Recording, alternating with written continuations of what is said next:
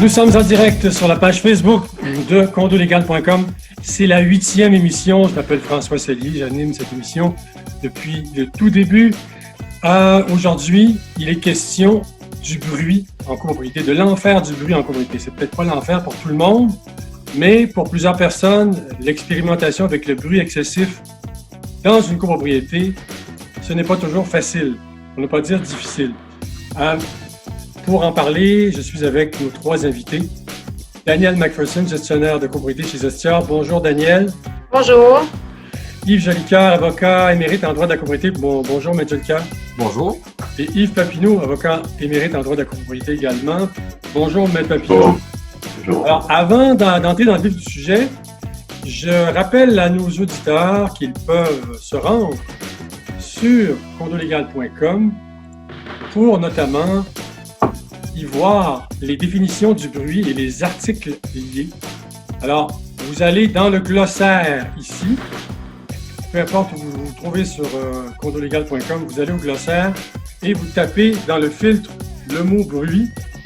Ça vous amène aux définitions et lorsque vous cliquez sur le mot bruit, vous avez une série d'articles liés, des décisions qui ont été rendues, dont une qui fera l'objet de commentaires pendant l'émission. 15 000 $, une décision rendue par l'honorable juge Lucupé qui a condamné le propriétaire à 15 000 $ en dommages et intérêts pour le bruit répétitif et sur une longue période qu'a causé sa locataire. Donc, vous pouvez également, je vous rappelle, sur condolégal.com, aller dans l'onglet que vous venez de voir ici, je le refais, on parle de la bannière le coronavirus en copropriété. Toutes les émissions que nous produisons, ils sont mises en rediffusion. Donc, celle du 20 mai le sera dans quelques heures. Une fois l'émission terminée et la préparation pour la mettre en ligne faite, vous pourrez la revoir en rediffusion. Également, vous pouvez consulter le bulletin. On va aller ici. On va aller dans Publication, voilà. Et tous les bulletins précédents ont été mis en ligne. Vous pouvez les relire à satiété. Également, le nouveau bulletin qui traite du sujet dont on parle aujourd'hui. Non, c'est pas vrai. Le sujet dont on a parlé la semaine dernière. La levée de certaines restrictions liées au courtage immobilier. On sait qu'il y a des gens qui ne sont pas très chauds à l'idée que des visiteurs entrent dans leur immeuble pour visiter en personne l'unité convoitée, l'unité qu'ils achèteraient éventuellement. Donc, nous revenons à nos moutons ici. D'entrée de jeu, la fièvre du printemps coïncide avec l'envie d'acquérir un condo pour tout éventuel acheteur ou pour le vendre par un copropriétaire vendeur. Mais attention, est-ce que vous vous êtes préalablement assuré que l'immeuble où vous emménagez est calme et paisible, si c'est ce que vous voulez, et que le promoteur a tenu ses promesses en matière d'insonorisation? L'enfer du bruit excessif dans un immeuble détenu en copropriété divise est un refrain bien connu. Les troubles de voisinage qui en découlent figurent au deuxième rang des litiges entre copropriétaires qui se retrouvent au tribunal. Maître Papineau et Jolicoeur, vous pourrez me contredire si ce n'est pas vrai. Les bruits excessifs dans une copropriété peuvent provenir de diverses sources. Par exemple, l'insonorisation déficiente pendant la construction d'un immeuble et les voisins bruyants qui manquent de savoir-vivre. Il y a aussi des bruits qui peuvent provenir de l'extérieur, dans l'environnement extérieur. Et si l'immeuble est mal insonorisé, eh bien, on vient exacerber cette nuisance si on est très intolérant au bruit. C'est pas évident. Donc, une fois le condo acheté, il est trop tard pour reculer. Il faudra vivre avec sa décision. Mieux vaut faire le bon choix, car comme dirait l'avocat émérite en droit de la copropriété Yves Jolicoeur, qui est un de nos invités aujourd'hui, les lendemains risquent d'être douloureux. Alors, la première question, justement, parlant de Yves Jolicoeur, s'adresse à vous.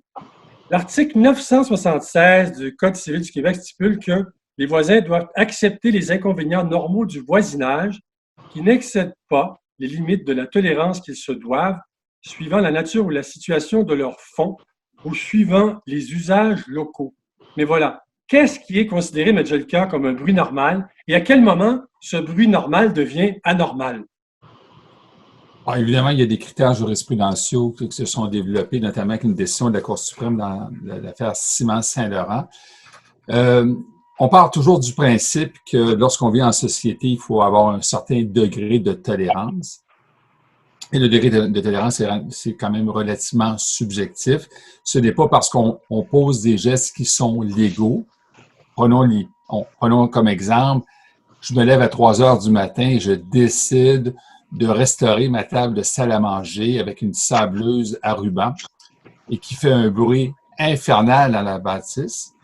J'ai le droit, dans mon appartement, d'installer ma scie à ruban, mais j'ai peut-être pas trop le droit de réveiller tous mes voisins. Alors, c'est pas parce que l'activité que je fais, elle est légale, que les conséquences d'activité n'amèneront pas, dans le fond, ce qu'on appellerait des troubles anormaux de voisinage qui dépassent la tolérance qu'on se doit en termes de société. Alors, évidemment, c'est des cas particuliers. Je sais que Mme McPherson a beaucoup de vécu en cette matière, mais Pepino, comme grand spécialiste de la copropriété aussi. Mais on est souvent interpellé en copropriété sur des sujets qui, pour certains, sont anormaux et qui, pour d'autres, le sont. Donc, évidemment, où est la frontière, c'est ça qu'il faut trancher. Maître Papineau, quels sont les recours possibles pour un copropriétaire qui se dit victime de bruit excessif à cause notamment d'un voisin, par exemple d'un voisin trop bruyant? Il n'y en a pas beaucoup, il n'y en a qu'un. On prend une procédure d'injonction où on demande au juge de la Cour supérieure d'ordonner aux voisins bruyants de cesser les bruits ou de diminuer les bruits. Alors, il n'y a pas beaucoup, malheureusement, d'autres recours. Et je dis malheureusement parce que la procédure d'injonction est une procédure qui est très coûteuse, qui demande beaucoup de procédures, beaucoup de présence à la Cour, mais il n'y a pas d'autre procédure que ça. Daniel McPherson, que vous êtes gestionnaire de copropriété chez Gestia, rebonjour. Dans les immeubles que vous gérez, ça a dû arriver des situations comme ça, là, des copropriétaires qui se plaignent d'un voisin qui fait du bruit excessif, surtout en période de coronavirus où tout le monde est confiné, bien que là, on déconfine tranquillement, mais il y a encore des gens qui décident de rester confinés, qui optent pour la sagesse. Ça doit arriver des cas comme ça de copropriétaires qui se plaignent, ils viennent vous voir, ils vous disent quoi et qu'est-ce qui se passe? Tout à fait. Souvent, ce qu'on rencontre, c'est un copropriétaire qui vient nous voir au moment où il est exaspéré. Plutôt que d'être venu dès le début où on aurait pu lui proposer d'aller parler avec son voisin pour lui dire, écoute, il n'y a pas de coussinet autour de tes chaises de cuisine et quand tu tires tes chaises, ça fait un bruit d'enfer dans la maison. Si tu veux, tu peux venir écouter. Là, le voisin, normalement, s'en apercevrait, puis on est capable de régler des trucs quand on est capable de communiquer. Mais souvent, les copropriétaires vont attendre, et là, ils deviennent exaspérés, sont fâchés, et ils ne veulent plus aller parler aux copropriétaires d'en bas, ou d'en haut plutôt, et ça devient tout d'un coup le problème du gestionnaire. Alors, évidemment, quand on est rendu là, on ne veut pas qu'il y ait de bagarre dans les corridors, n'est-ce pas? Alors, on doit, nous, tenter de régler la chose. En premier, moi, je préconise toujours la communication. Je pense que c'est le meilleur moyen d'essayer de régler un conflit. Alors, on va voir le copropriétaire pour lui faire part du problème. Si ça ne fonctionne pas, après quelques temps, parce qu'on demande au copropriétaire qui a fait la plainte, tenez-nous au courant si c'est réglé ou si ça ne se règle pas. Dans le cas où ça ne se règle pas, à ce moment-là, il faut écrire une lettre parce qu'il faut documenter notre dossier, autant nous que le copropriétaire, parce que bien qu'on peut faire des interventions, nous, ce qui nous dicte, c'est la déclaration de copropriété. Alors, on est là pour faire respecter un règlement. Quand le copropriétaire ne respecte plus ce règlement-là, et là que ça dépasse notre champ d'expertise à nous, à ce moment-là, bien, le copropriétaire devra prendre des mesures, comme Maître Papineau a dit précédemment. On peut faire une mise en demeure, on peut envoyer un huissier pour voir le bruit. À ce moment-là, on a des preuves pour continuer le dossier plus tard. Mais je vous dirais que probablement 75% des cas, sinon un petit peu plus, ça se règle au moment où on parle avec le copropriétaire. Okay. Donc, le dialogue, l'option du dialogue, d'aller rencontrer son voisin, de lui parler gentiment, d'une manière civilisée, ça fonctionne 3 fois sur 4, si j'ai bien compris? Ah, certainement, mais il faut faire ça avant d'être exaspéré parce que le dialogue ne sera pas très bon. Bon. On a dû assister parfois, Daniel, dans certains cas, à des dialogues musclés. Bien, c'est justement, et là, au lieu d'améliorer la situation, ça l'empire. Alors, c'est pour ça qu'il ne faut pas attendre avant d'aller informer parce que souvent, le copropriétaire ne le sait pas. Quelqu'un arrive de travailler, rentre à la maison, puis il n'enlève pas ses souliers. Ben, on va entendre ça sur le... Mais la personne n'a pas l'impression de déranger son voisin. Elle marche chez elle avec ses souliers ou le monsieur marche chez lui avec ses souliers. On y pense pas. Alors, la personne en bas ne doit pas prendre son balai puis donner des coups dans le plafond pour lui dire « Hey, tu fais du bruit » parce que c'est là que ça se détériore. Mais si on va voir la personne gentiment, qu'on lui parle, très souvent, ça se règle. Bon. J'ai le cas justement là, pour donner suite à ce que Daniel McPherson vient de dire. La personne entre chez elle après le travail, en temps normal, on se comprend, pas en crise de coronavirus, elle garde ses souliers à talons, mais l'autre problème, c'est que est-ce que c'est normal d'entendre des talons aussi forts? Parce que on sait qu'en copropriété, il arrive souvent que les revêtements de sol dur sont mal installés et que sur le plan acoustique, ça crée des problèmes. C'est vrai, ça? Ce qui est important de signaler dans un premier temps, M. Cellier, c'est qu'il y a deux types de bruits qui sont, dans le fond, répertoriés. Il y a ce qu'on appelle le bruit d'impact, celui que Mme McPherson rapporte, la clac, c'est-à-dire le talon à aiguille, qui, en cognant sur un revêtement de sol dur, va créer une vibration dans l'assemblage qui va se répercuter dans un bruit qui va devenir ultimement aérien une fois qu'il va être rendu dans le logement du dessous. Donc, on parle d'un bruit d'impact à un bruit aérien, où il y a parfois les bruits aériens qui sont le stéréo à tue-tête, qui font évidemment faire vibrer les matériaux. Donc, techniquement, là, il y a cette réalité en termes acoustiques. Effectivement, M. Papineau et moi, il y a quelques années, on a eu un dossier ensemble où on représentait des copropriétaires sans les nommer, qui étaient en opposition dans une copropriété, et qui, justement, un des copropriétaires se plaignait des bruits d'impact suite au fait qu'on ait retiré le revêtement de tapis, puis on l'avait mis sur un plancher de bois fin. Parce que c'est certain qu'un revêtement de tapis puis un sous-tapis de qualité, donc on parle de quelque chose d'assez costaud, bien, ça va absorber le bruit d'impact. On n'entendra pas. Puis du jour au lendemain, on va retirer le tapis, on va peut-être retrouver les revêtements d'origine, et là, les gens vont entendre du bruit d'impact. Alors, des fois, c'est dans les changements qui sont faits dans les logements. C'est parfois le changement de copropriétaire en tant que tel. On avait des gens âgés dans l'appartement. Du jour au lendemain, on a une jeune famille avec des enfants. Et les enfants, évidemment, c'est normal, se promènent dans le logement. Et là, les gens vont sentir le bruit. Parce que, évidemment, c'est une question de perception. Ce qui est important également de signaler, c'est qu'un bruit pour une personne n'est pas dommageable et pour l'autre peut l'être. Donc, effectivement, c'est également de nature très subjective, ces problèmes de bruit que les gens se plaignent. Et il y a un phénomène assez connu. Si vous demeurez au 18e étage, vous allez être plus sensible à un bruit d'impact que si vous demeurez au premier étage d'un immeuble, alors que le bruit ambiant, les autobus, les allées et venues, vont masquer un bruit d'impact. Alors, c'est cette réalité-là. Puis souvent, les gens sont de bonne foi qui se plaignent. Ils disent « Je suis dérangé en plein milieu de la nuit. » Ben oui, parce que les bruits d'impact ne sont pas marqués par des bruits ambiants. Donc, il y a cette réalité dans laquelle les gestionnaires sont interpellés. Puis nous, comme avocats, ben, on est effectivement interpellés sur des questions où les gens se plaignent atrocement du bruit. Ils en veulent à leurs voisins. Alors, c'est de rappeler aussi, M. Leclerc et M. Papineau, qu'il y a une déclaration de copropriété qui stipule des choses, notamment, est-ce qu'on a le droit de remplacer un tapis par un revêtement de sol dur? Et il faut également que le syndicat de copropriétaires soit avisé, les administrateurs, et que les administrateurs autorisent ces travaux et que ce soit fait dans les règles de l'art. Yves Papineau? Effectivement. Écoutez, il y a différentes façons de poser un plancher. Il y a différents matériaux et il y a surtout différentes qualités d'installation. On a vu souvent le problème, vous savez, c'est le bruit, c'est un sujet, on pourrait faire des semaines d'émissions, mais je pense que le plus grand problème n'est pas nécessairement le matériel utilisé, mais l'installation qui en a été faite. L'autre chose, et je souris parce que j'ai eu un dossier à un moment donné où une dame déménage avec son fils. Le fils devait mesurer 6 pieds 2 pouces, peser 200 livres. La mère se cachait en arrière de lui, on la voyait pas, là. Elle devait peser 100 livres. Et celle qui dérangeait tout le monde dans l'immeuble, c'était la mère, parce qu'elle cognait du talon en marchant. Le fils, lui, qui avait toujours des souliers de course, on l'entendait jamais.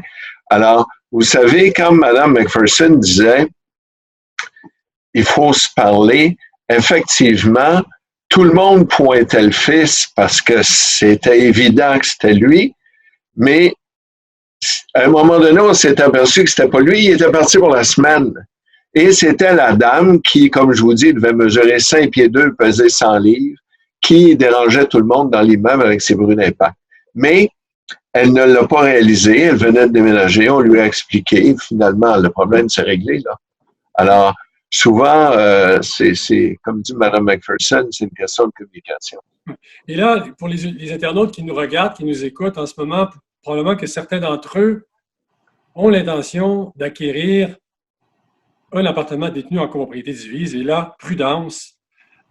Quels sont, M. Jolicoeur, et ensuite avec Daniel McPherson, je reviendrai avec vous sur une autre question. M. Jolicoeur, quelles sont les précautions de base à prendre avant d'acheter un appartement sur plan notamment? Parce que sur plan, l'immeuble n'est pas construit. Même si le promoteur vous dit l'insonorisation est supérieure, il faut quand même être prudent. Oui, il faut être prudent parce que il faut avoir une norme objective. Les expressions commerciales utilisées parfois par les promoteurs, un havre de paix, les sonorisations supérieures, ça puis des nuages, c'est à peu près la même chose. En termes de valeur, là, on est dans des énoncés qui sont pas tangibles. Il y a c'est peu normé, hein, l'acoustique au Québec. Et souvent, les normes, surtout en matière de bruit aérien, sont relativement basses. Oui, certes, il existe des normes au point de vue municipal, mais on serait assez déçu lorsqu'on commence à regarder les choses d'un peu plus près. Donc, lorsque vous êtes dans une démarche d'acheter dans le neuf, évidemment, vous allez signer ultimement un contrat préliminaire. Autour du contrat préliminaire, il y a ce qu'on appelle une note d'information qui est maintenant rendue obligatoire pour tous. Et c'est dans la note d'information que vous allez retrouver ou non l'information sur la performance acoustique de l'immeuble. Alors, s'il n'y a aucune spécification sur la norme acoustique en termes de bruit d'impact et de bruit aérien, ben, vous allez peut-être acheter un havre de paix, mais qui est l'havre de paix de quelqu'un qui est sourd. Donc, pour lui, ça va être parfait, et pour les autres, ça va être l'enfer. Donc, il faut juste revenir et être relativement critique pour demander justement au bureau de vente quelles sont les performances acoustiques attachées au logement que je vais acheter. Et si je n'ai pas de réponse, ben là, c'est comme un billet de loto. Peut-être je vais gagner, peut-être je vais perdre, etc. Donc, c'est peut-être un peu l'élément dont le consommateur doit être très attentif. Et le promoteur, une question clé à lui poser, ce serait, est-ce que dans votre construction, vous avez mandaté un acousticien? Alors, selon la réponse, on aura l'heure juste, n'est-ce pas? Ben, oui, il y a des promoteurs qui font de l'excellent travail, qui vont engager un professionnel en acoustique. Il y a des gens qui sont très, très connus. Je pense notamment à M. Steve Davidson, qui est un des grands acousticiens au Québec, qui vont venir établir un devis de performance en matière acoustique. Et ça va être intégré aux plans et devis. Bon, ça se peut qu'il y en ait, puis ça se peut qu'il n'y en ait pas du tout. Et ça, effectivement, c'est le deuxième degré en termes de vérification. Est-ce qu'il y a un devis acoustique qui a été élaboré pour le bâtiment? Souvent, la déclaration de copropriété va être aussi un outil. J'ai à l'esprit des déclarations de copropriété qui viennent de Maître Christine Gagnon et qui, dans la déclaration, au chapitre de la destination d'immeuble, répète à plus d'une reprise que ça fait partie de la destination de l'immeuble, la notion de la performance acoustique. Donc, il y a des clauses qui sont insérées. Alors, il y a ce qu'on va vous dire au bureau de vente, mais ce qu'on va également vous représenter sur le projet de déclaration de copropriété qui fait partie de la note d'information. Est-ce que le projet comporte des spécifications relatives à l'acoustique? Et si la réponse est toujours non, ben, vous savez que c'est peut-être pas un havre de paix que vous êtes en train d'acheter. Alors évidemment, cette émission n'a pas comme objet d'aller à la chasse aux sorcières. Il y a d'excellents constructeurs au Québec, on s'entend. Mais Daniel McPherson, là-dessus, on dit que les produits destinés à l'insonorisation de l'immeuble sont nombreux sur le marché, mais que leur rendement peut varier selon leur installation, un peu comme ça rejoint ce que Maître Papineau disait tout à l'heure. et la qualité de construction. À titre d'exemple, on parle de 2 prises électriques installées dos à dos qui vont créer un véritable trou dans l'insonorisation. Ouais. Des détails comme ça. Est-ce que dans les immeubles que vous gérez, vous avez assisté, vous avez été témoin de copropriétaires qui se sont dit, OK, là, on se réunit en assemblée, on recommence, on va refaire le travail parce que l'immeuble est mal insonorisé et on va se voter des travaux en assemblée de copropriétaires pour refaire les choses comme il faut. Est-ce que vous avez été témoin de ça? On a eu dans un immeuble qui est géré par Gestion des problèmes au niveau de l'insonorisation pour les planchers. Et justement, on avait travaillé avec M. Davidson pour en arriver à cette conclusion-là. La dalle de béton, normalement, a 8 pouces d'épaisseur. Et sur une dalle de 8 pouces, les tests qui sont faits en laboratoire précisent un certain niveau d'insonorisation à atteindre. Et pour être sûr qu'on atteint ce chiffre-là, on exige un test acoustique avant l'installation du plancher. C'est-à-dire qu'il prépare une espèce de maquette 8 pieds par 8 pieds et ils vont faire des tests acoustiques sur cette maquette-là dans l'unité en dessous pour s'assurer du bruit. Et les mêmes planchers étaient installés dans d'autres unités et on n'avait pas les mêmes résultats pour s'apercevoir que la dalle n'était pas égale partout. Alors là, ça devenait un problème important parce qu'évidemment qu'on ne peut pas aller recouler une nouvelle dalle dans un immeuble de 25 étages.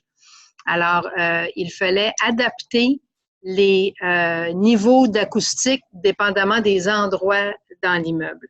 Et ça peut aller jusqu'à un problème qui va être quand on fait l'installation du plancher, il ne faut pas que le plancher touche au mur qui sépare les appartements ou qui touche à la plainte. Il y a toute une façon là, de faire l'installation.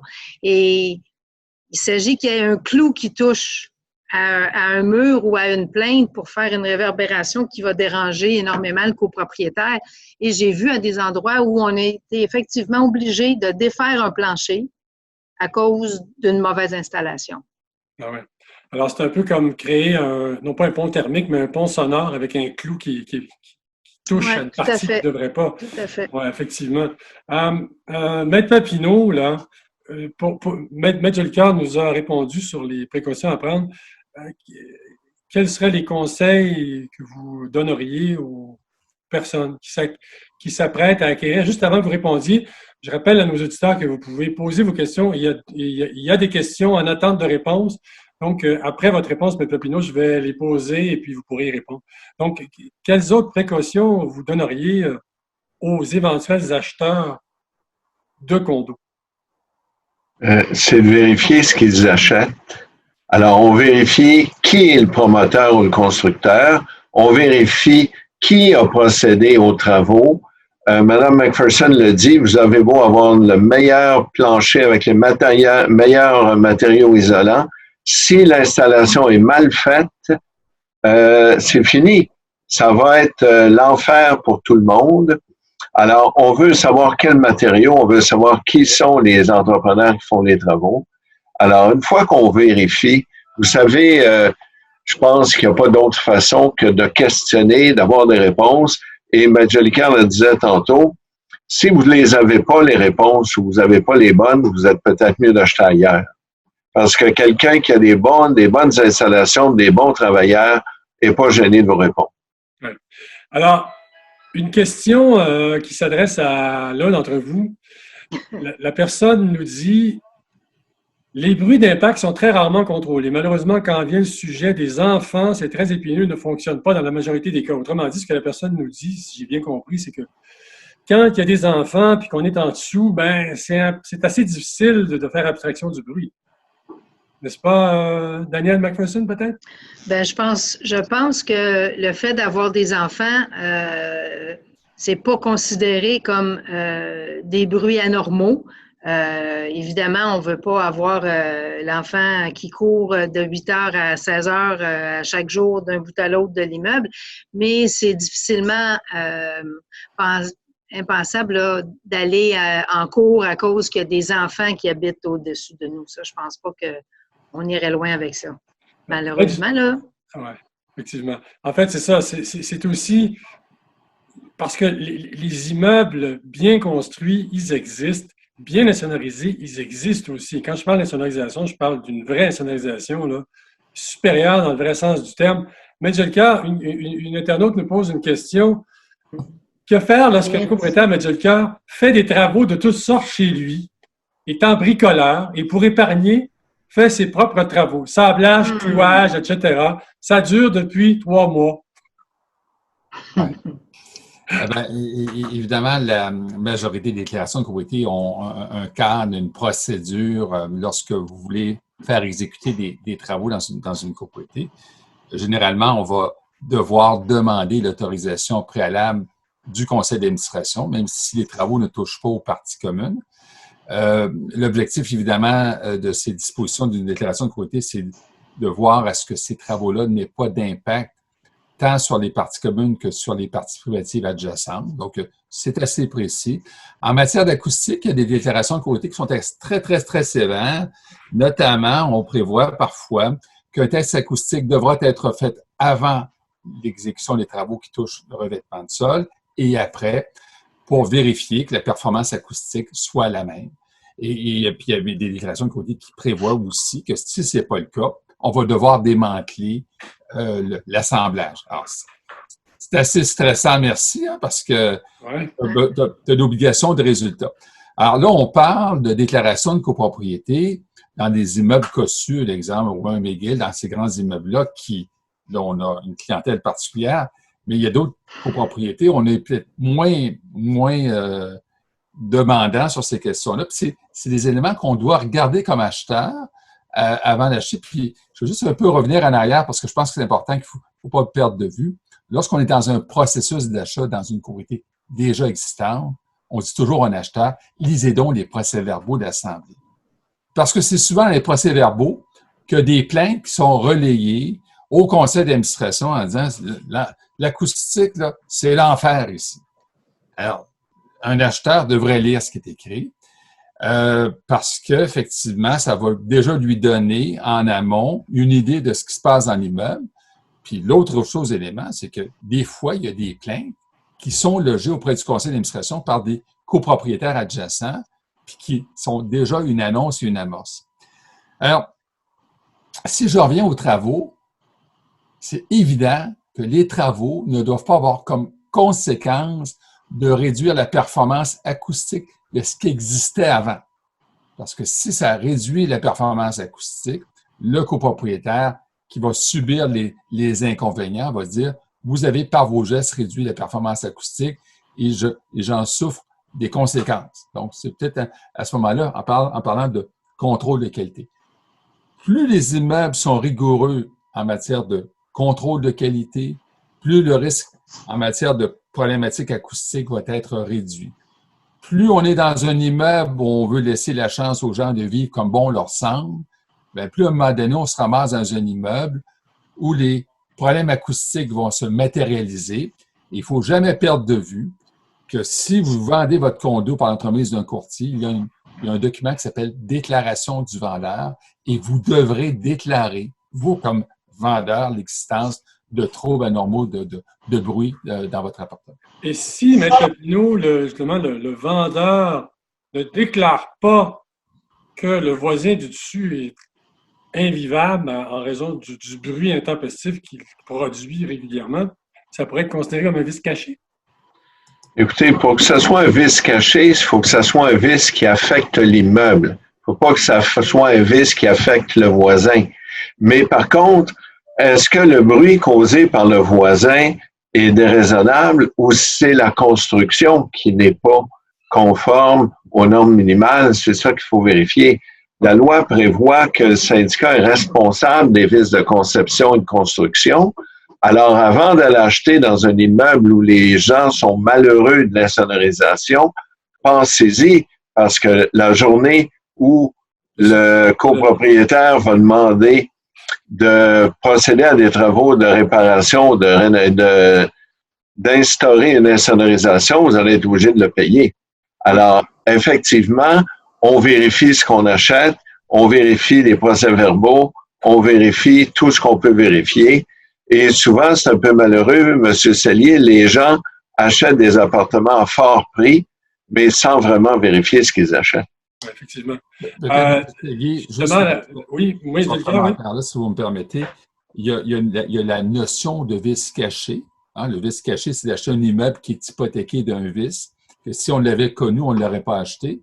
Mais également la question du vice de consentement.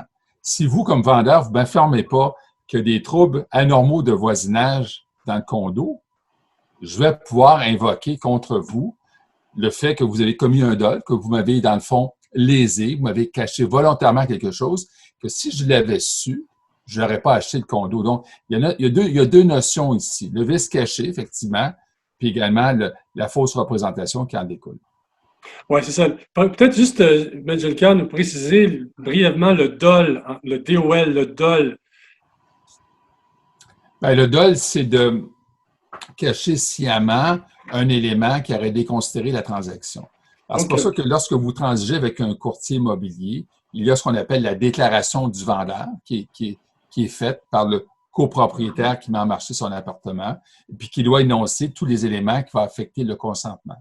Puis, il y a un autre document qui existe également chez les courtiers immobiliers, c'est ce qu'on appelle la DRCOP, la demande d'information qui est adressée au gestionnaire de l'immeuble ou au conseil d'administration, où c'est un questionnaire où on va justement adresser des éléments qui peuvent affecter le consentement d'un acheteur. Puis il y a des questions, notamment sur le non-respect de la déclaration de copropriété.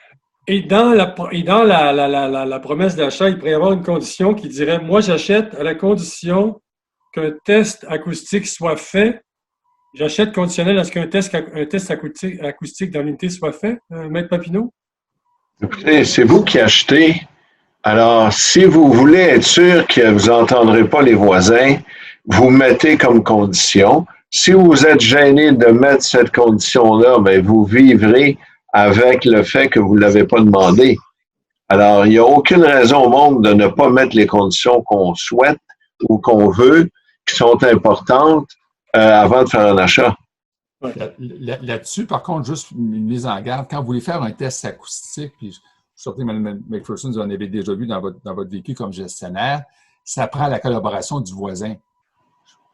L'expression faire un tapping test, là, un test d'impact, il faut aller chez le voisin, puis exercer ça. Donc, comme acheteur, là, ça va être bien difficile de mettre ça comme condition, d'aller chez le voisin du haut, faire marcher une machine pour capter le son en bas.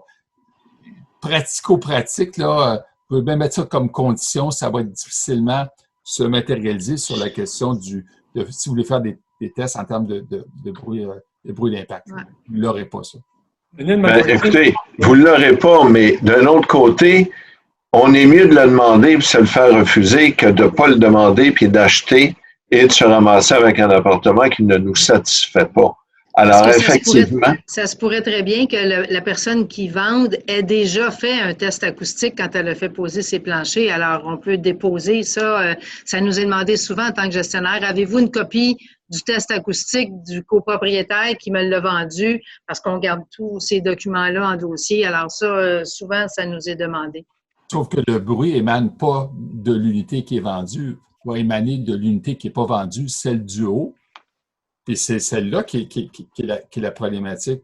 Puis celle du bas, ça d'ailleurs, lorsque je fais la formation au courtier immobilier, je les mets en garde. Des fois, on voit un client qui cherche un appartement avec un revêtement de sol dur. On sait aujourd'hui que c'est la chose qui est demandée, mais le courtier immobilier qui accompagne un acheteur doit vérifier si le plancher en question est un plancher qui est, entre guillemets, conforme à la déclaration de copropriété. Donc, des fois, on va poser au gestionnaire, au conseil d'administration, est-ce que le revêtement de l'appartement 402 a été installé selon les normes acoustiques de l'immeuble? C'est dans les démarches préalables à faire en achat en matière de copropriété. Daniel McPherson, une question d'un internaute. Vous devez voir ça dans vos immeubles, dans les immeubles que vous gérez, des propriétaires qui abusent des parties communes, qui font dans des salles communautaires, qui vont régulièrement dans les salles communautaires, qui organisent des petites fêtes, ça fait du bruit. La question, c'est quelle est la bonne méthode pour aviser les propriétaires qui abusent des zones communes à usage on dit non, des parties communes, salles communes. Des salles communes.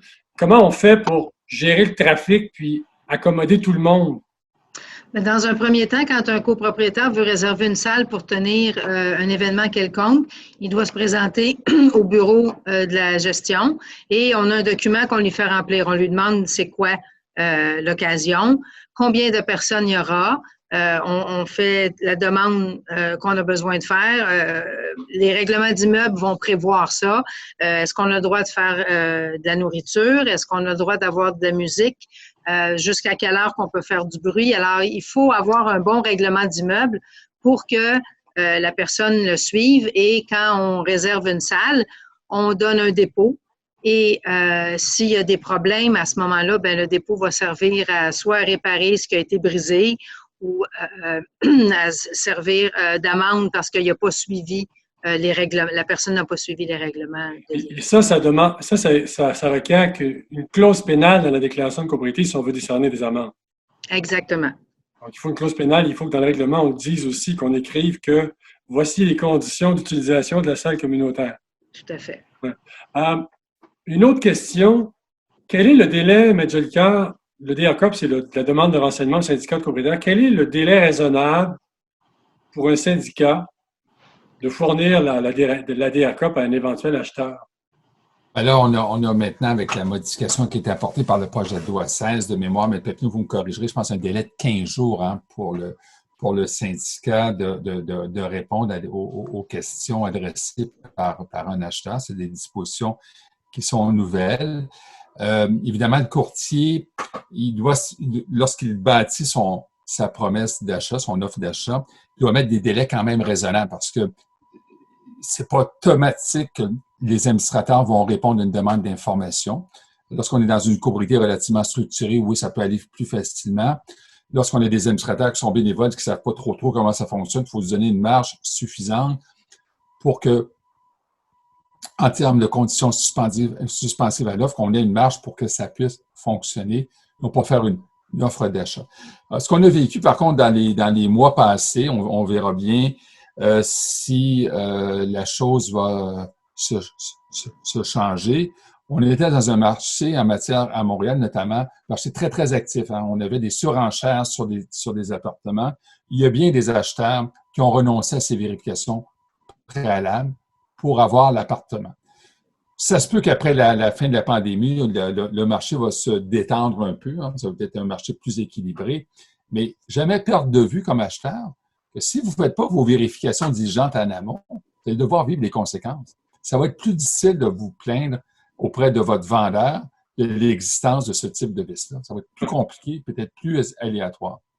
Alors, mieux vaut prévenir que guérir. Oui, Daniel? J'aimerais juste faire un petit commentaire et peut-être que je ne me ferai pas d'amis ici, là, mais c'est important au niveau des gestionnaire, ça. Ce document-là dont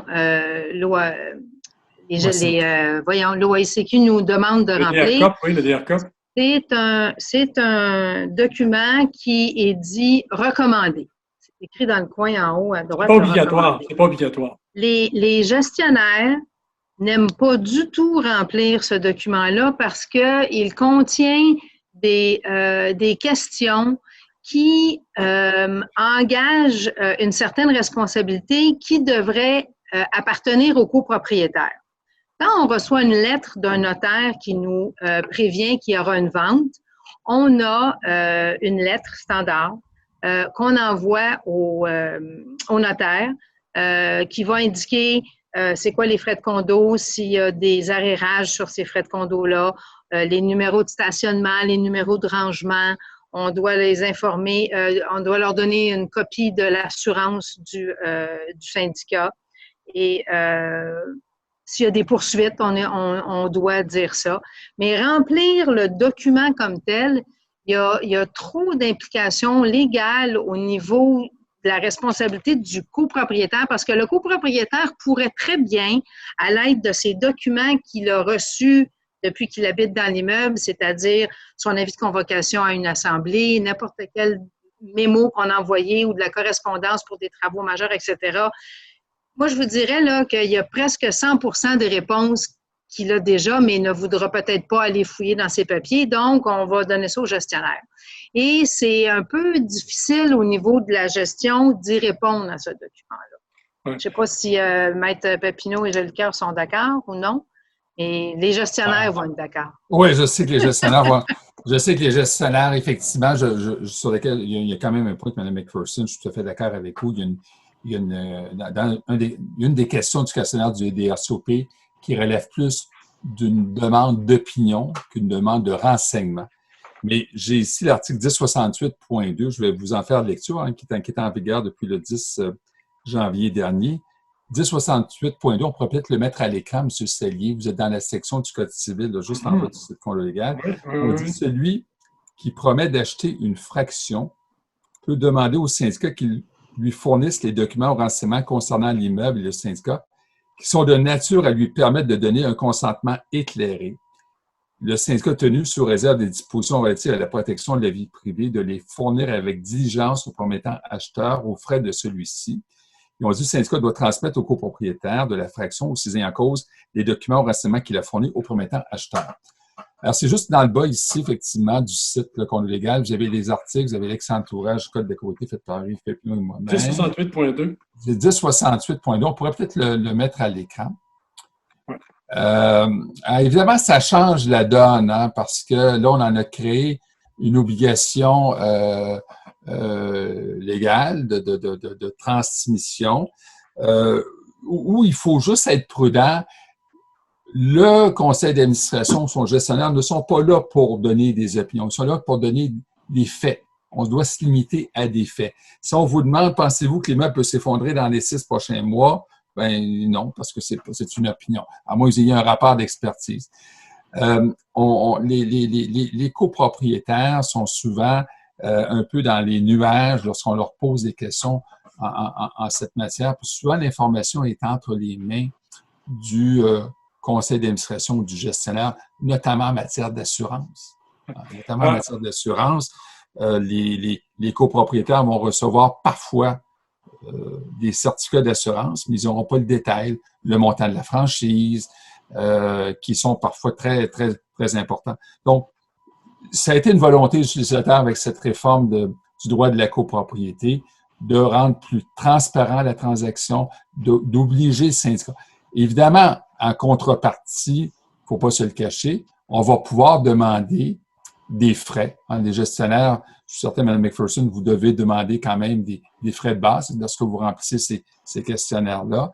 Mais je suis d'accord avec vous, vous n'êtes pas là pour émettre des opinions, vous êtes des faits. On se limite aux faits, c'est tout, pour que l'acheteur puisse dire oui, j'achète ou je n'achète pas.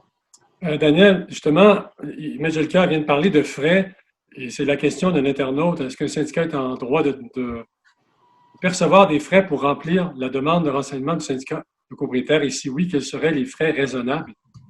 Bien, quand on a une transaction immobilière entre un copropriétaire et son acheteur, ça ne relève plus du travail normal d'une gestion. C'est quelque chose qui se passe, une transaction entre un copropriétaire qui veut vendre son condo.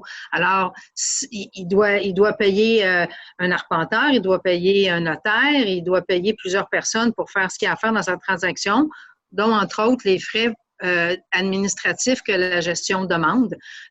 C'est difficile de dire c'est quoi un montant raisonnable. Il y a des firmes de gestion, chez Gestion, ça coûte 150 $ plus les taxes. Il y a d'autres firmes de gestion qui sont libres de demander ce qu'ils veulent. Là, je ne sais pas qu'est-ce qu'on fait ailleurs. Concrètement, quel serait le montant raisonnable pour remplir ça? C'est quoi, 50 $, 75 $? Ben, comme je vous dis, chez Gestion, on ne remplit pas ce document-là, mais on envoie une lettre avec toutes les informations qu'on doit divulguer et on invite les copropriétaires à venir ou le vendeur à venir avec un document, disons un document que le copropriétaire nous donne la permission de montrer les documents à son acheteur potentiel. Ils sont libres de venir voir les documents au bureau de gestion durant les heures de travail. Ça, c'est tout à fait possible.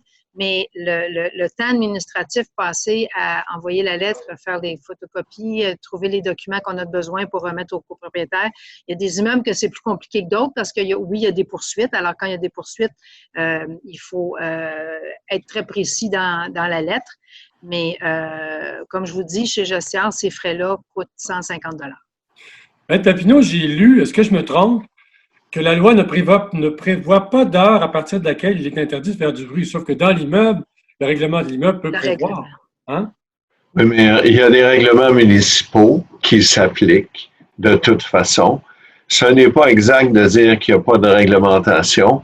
Dépendamment des villes, là, entre 11 heures le soir à 7 heures le matin, on ne doit pas déranger. Dans les règlements d'un immeuble, on peut aussi faire des règlements à cet effet-là. Mais vous savez, qu'on fasse des règlements ou pas, on n'est pas supposé de déranger les voisins. De toute façon, là, peu importe l'heure, on comprend que dans la journée, il peut y avoir une plus grande tolérance, mais il n'y a pas de raison d'avoir le droit de déranger les voisins, là. C'est pas un droit qui existe.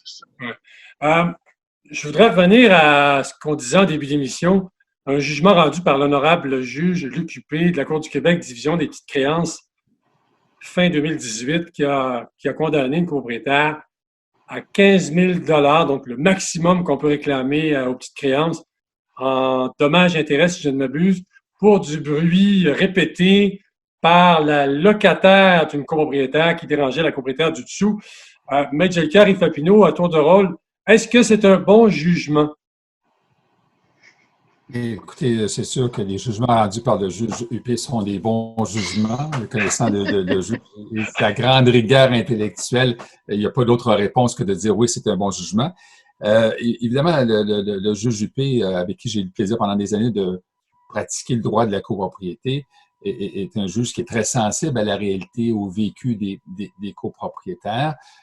C'est un jugement qui, à mon humble avis, est un jugement qui va un peu éduquer les occupants des immeubles aux conséquences dommageables que ça peut avoir, dans le fond, de je m'en foutisse, cette expression-là. Alors, je pense qu'effectivement, on doit avoir une plus grande écoute dans tous les sens du mot de ce qui se passe chez le voisin, sans tomber dans un monastère ou dans un couvent, la rigueur absolue. Il faut comprendre que lorsqu'on crée des troubles de voisinage, qu'on fait du bruit excessif, c'est la santé de votre voisin qui en est affectée, c'est sa capacité de revendre l'appartement qui en est affectée, parce que vous allez devoir, si vous voulez vendre votre appartement, dire, écoutez, j'ai un voisin qui est dysfonctionnel, qui fait du bruit soir et matin, vous allez devoir le déclarer, ça. Alors, les conséquences sont assez lourdes, sans mettre de côté aussi la charge pour les administrateurs, voire le gestionnaire, qui doivent s'occuper d'un copropriétaire dysfonctionnel. Ça prend du temps, c'est de l'énergie. Faire la petite lettre, au lieu de s'occuper, dans le fond, de voir à la réfection de la façade, c'est peut-être pas tout à fait agréable.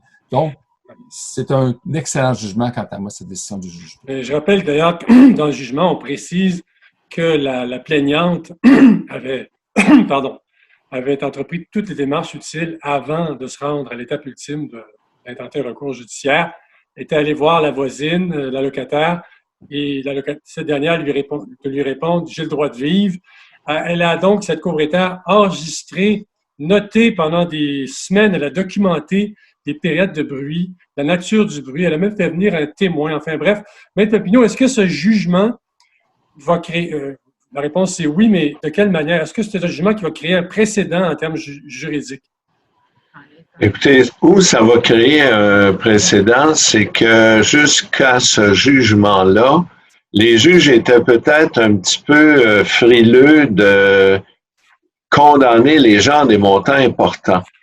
Et dans le cas particulier dont il est question, vous l'avez bien souligné, M. Cellier, la locataire a fait tout ce qu'elle a pu pour emmerder sa voisine, pour la déranger, et malgré les avertissements, malgré les démarches de tout le monde, elle a continué. Alors, je pense que oui, c'est un excellent jugement pour dire aux gens qui causent des troubles, leur dire, écoutez, vous allez avoir autre chose qu'une pénalité de 500 $ ou de 1000 $. 15 000 ça commence à être beaucoup d'argent. Ça commence à être beaucoup d'argent. Je rappelle que les gens peuvent aller lire ce jugement sur condolégal.com. Dans le moteur de recherche, vous tapez bruit 15 000 vous allez tomber dessus. C'est expliqué. Vous pouvez même lire le jugement. Il y a une question ici, là. Toutes les questions sont pertinentes et celle-ci également. Quoi faire? Parce qu'on sait qu'il y a du bruit intempestif, mais il y a aussi des gens qui se plaignent de bruit de façon exagérée. Ils exagèrent, ils se plaignent de la mouche qui vole, ils se plaignent de tout. Ils sont vraiment intolérants au bruit, là. Il y en a des comme ça, il faut respecter ça aussi, il y en a. Mais est-ce qu'ils sont faits pour vivre en copropriété, c'est une autre question. Quoi faire si le promoteur est aussi un copropriétaire et président du CA et qu'il affirme que les plaintes de bruit sont exagérées? Doit-on faire une réclamation à la garantie légale? Nous sommes encore dans le délai de 5 ans. Qu'est-ce qu'on répond à ça, M. Ducœur ou M. Papineau? Dans un premier temps, si le promoteur est encore le président, il est un peu en léger conflit d'intérêts entre apprécier la qualité de sa construction et les troubles. Donc, on n'a pas forcément beaucoup d'indépendance. C'est peut-être une période où le promoteur a encore gardé le contrôle sur le conseil d'administration. Je n'ai pas le détail, mais c'est sûr qu'il est un peu jugé parti dans les circonstances. On parle d'une garantie de 5 ans, non. On parle certainement soit d'un vice caché, mais le délai de garantie n'est pas éternel dans le temps. Alors, évidemment, tant que le promoteur garde le contrôle du conseil d'administration, on peut prétendre que ça repousse dans le temps le droit d'aller revendiquer des droits contre le promoteur. Mais je pense que c'est pas tellement sérieux de la part d'un promoteur de rester sur un conseil d'administration et d'émettre ce genre de commentaires-là. Lorsque les propriétaires se plaignent de bruit en provenance du stationnement souterrain, on a un sérieux problème, M. Papineau? Ben écoutez, on a un sérieux problème. Oui, mais il faut quand même comprendre qu'une construction, on ne peut pas faire des miracles. Une construction en béton, malheureusement, le béton est un super conducteur de bruit. Alors, c'est raison de plus pour s'assurer et d'avoir des acousticiens qui sont compétents parce que un immeuble en bois, souvent, peut être moins conducteur de bruit qu'en béton, mais pourtant, on aime tous mieux avoir un édifice en béton. Alors, la qualité de construction, la qualité de finition, c'est ce qui fait la différence. Alors, je pense qu'encore là, on vient depuis le début, c'est de regarder ce qu'on achète, de voir comment ça a été fait, de voir avec les voisins, voir avec les procès-verbaux et s'assurer que ce qu'on achète nous convient. Daniel McPherson. Excusez-moi, allez-y. Ah oui, ça va? J'ai une question pour vous de la part d'une internaute, d'une auditrice.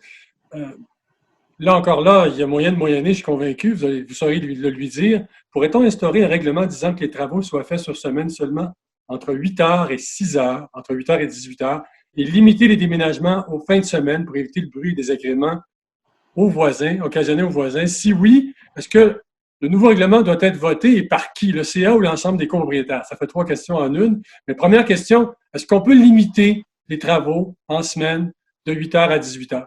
Absolument. La plupart des immeubles ont d'ailleurs un règlement de la sorte. On peut les interdire le week-end, on peut délimiter les heures durant la semaine. C'est un règlement administratif, ça. Alors, le conseil d'administration met ce règlement-là en vigueur, l'envoie à tous les copropriétaires et il sera ratifié lors de la prochaine assemblée annuelle. Mais on peut effectivement définir des moments pour faire ce genre de travaux. Je rappelle que le règlement de l'immeuble en assemblée, c'est un vote 50% plus 1, c'est bien ça? Oui. Ouais. C'est bien ça, hein? Et même chose, imagine, Daniel McPherson, on peut limiter les déménagements aux fins de semaine.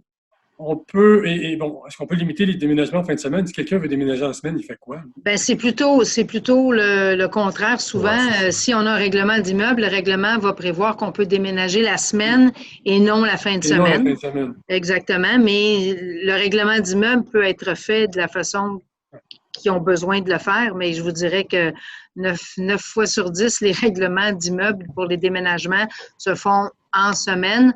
Et il faut se rassurer que ça finisse, le déménagement, avant le retour du travail des gens parce que les ascenseurs doivent être disponibles pour les copropriétaires à leur retour du travail.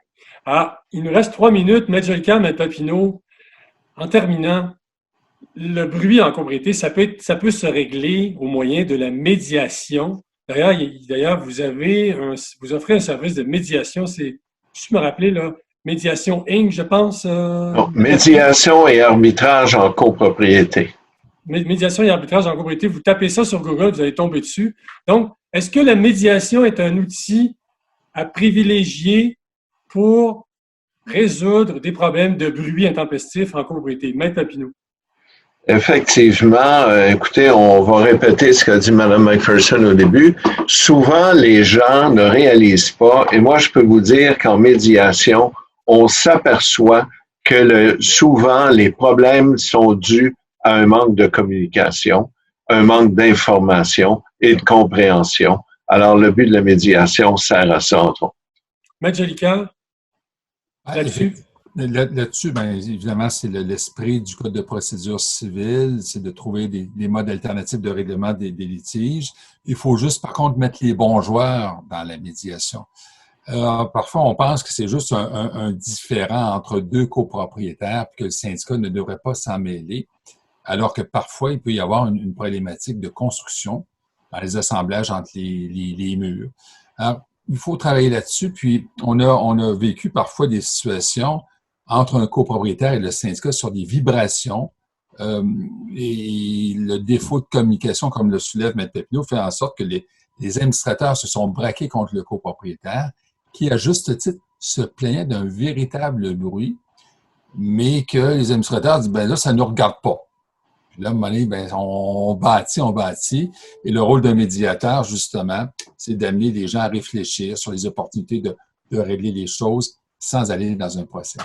Donc, en terminant, le taux de succès, vous l'établiriez à combien sur 100? M. Papineau? Le taux est très élevé parce que, on l'a dit tout au cours de l'émission, souvent c'est une mauvaise compréhension ou de la mauvaise information. Alors, une fois qu'on a expliqué ça, et souvent aussi une fois qu'on a expliqué que si la médiation ne règle pas le problème, il va y avoir des frais considérables pour un procès, souvent juste ça permet aux gens de mieux comprendre et de trouver des solutions plus adéquates. C'est tout le temps qu'on avait. Il est déjà 16 heures. Très intéressant. Comme disait M. Papineau au début de l'émission, on pourrait en parler. On pourrait faire 5 émissions. On pourrait faire 3 saisons de 16 émissions chacune. Je pense qu'on n'en aurait pas assez. On pourra sûrement reprendre une autre émission avec les mêmes invités. Merci à Daniel McPherson, gestionnaire de comité de gestion. Merci également à Maître Yves Jolicoeur et Yves Papineau, tous deux avocats en droit de la copropriété, avocats émérites. Merci beaucoup. C'est tout le temps qu'on avait. Je vous remercie infiniment. Je vous donne rendez-vous la semaine prochaine. Il sera question d'autres sujets intéressants. Vous pourrez les voir, ces sujets, en annonce sur la page Facebook de condolégal.com. Aujourd'hui ou demain ou plus tard. Merci beaucoup. À bientôt. Merci. Bonne fin de journée. Au revoir. Au revoir.